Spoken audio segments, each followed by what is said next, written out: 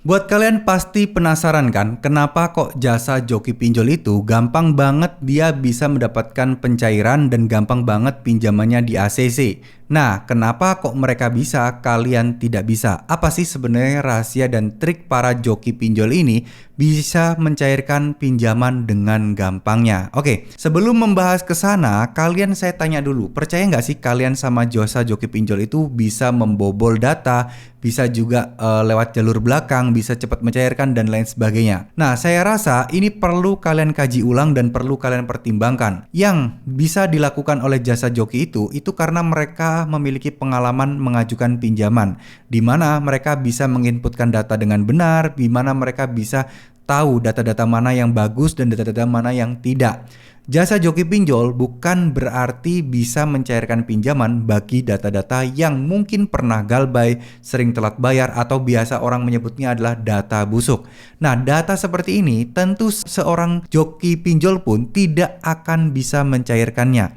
Jadi yang bisa mereka cairkan adalah jasa-jasa atau dari orang-orang data-data yang mana datanya memang masih bersih dan nggak pernah gagal bayar. Nah, itu mereka bisa bantu. Tapi untuk orang yang galbay, yang sudah pernah galbay, datanya sudah jelek banget, mau pakai jasa joki itu sama aja bohong, nggak bakal bisa di ACC.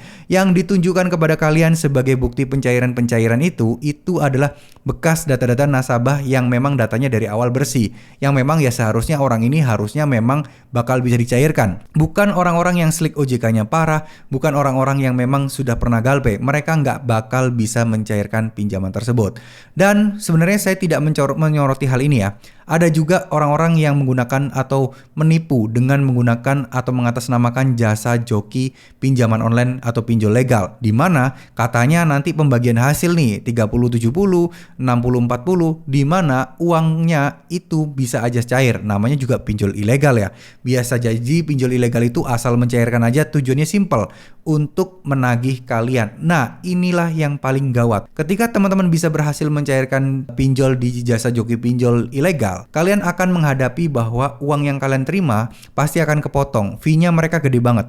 Bisa jadi 30%, 40%. Yang mana resikonya penuh ditanggung oleh kalian, si jasa joki ini tinggal menikmati uangnya. Ya, simple. Sebenarnya hal-hal seperti kayak gini itu harus kalian hindari. Karena konsekuensi penuhnya data yang disebar, data yang disalahgunakan itu adalah data kalian.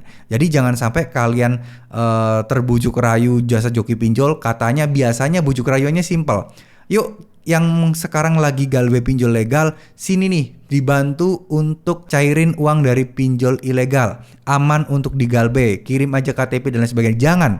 Jangan sampai kalian terkecoh. Karena target mereka cuma satu, yaitu mendapat fee. Mereka juga nothing tulus teman-teman ya. Jadi mereka sudah dapat data kalian dipandu untuk mengajukan pinjaman. Kalau pinjaman kalian itu ditolak, ya udah mereka nggak rugi apa-apa. Kan nothing tulus mereka, nggak kehilangan apapun. Tapi seandainya data kalian diterima dan cair di pinjol ilegal tersebut, ya dia minta fee-nya. Nah, inilah yang bahaya. Jangan sampai kalian terjebak sama oknum-oknum seperti itu, di mana nanti ujung-ujungnya adalah kalian sendiri yang rugi kok. Kalian sendiri yang kena akibatnya. Mereka mah lepas tangan. Begitu kalian ada masalah dengan pinjol ilegalnya tadi, mereka benar-benar udah lepas tangan, nggak bisa dihubungi. Yaitu tanggung jawab bapak atau tanggung jawab ibu. Nah, itu yang saya ingin tekankan kepada teman-teman. Jangan sampai kalian terjadi hal-hal yang seperti ini juga ya. Karena beneran deh, sayang banget kalau sampai ini terjadi ke kalian semua. Sayang banget, bener-bener deh.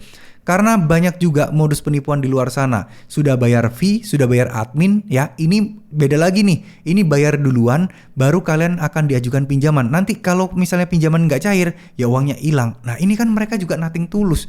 Mereka cuman promosi dan sesumbar, oh saya berhasil pinjol ilegal di sini loh, saya berhasil pinjol di sini loh. Oh ini datanya kotor, ini tapi bisa tetap cair loh. Nah, bisa aja kan bukti-bukti itu palsu, bisa aja kan itu editan, dan bisa aja memang data yang awalnya itu bersih, terus kemudian galbay. Nah, bisa aja itu akal-akalan mereka untuk menggait kalian. Jadi saran saya, pesan saya adalah stop, hindari jasa joki pinjol. Rahasia mereka cuma satu, mereka bisanya pakai data-data bersih doang. Mereka bisanya ke pinjol ilegal doang. Tapi kalau misalnya disuruh orang untuk data yang jelek banget, ya mereka bilangnya nggak bisa, ini udah terlalu parah dan lain sebagainya. Ya ke situ-situlah. Intinya adalah kalau kalian dibujuk rayu ke pinjol ilegal, ya kalau mereka bisa sendiri, kenapa harus menggunakan orang lain, data orang lain untuk membuka jasa gitu ya. Dia bisa aja kan galbe-galbein di semua pinjol, duitnya lebih banyak malah. Kenapa harus buka-buka jasa seperti itu? Nah, kalian harus berpikir secara logis dan lebih hati-hati serta waspada. Kenapa saya ngomong kayak gini? Bukan berarti saya menyerang jasa joki pinjol, enggak.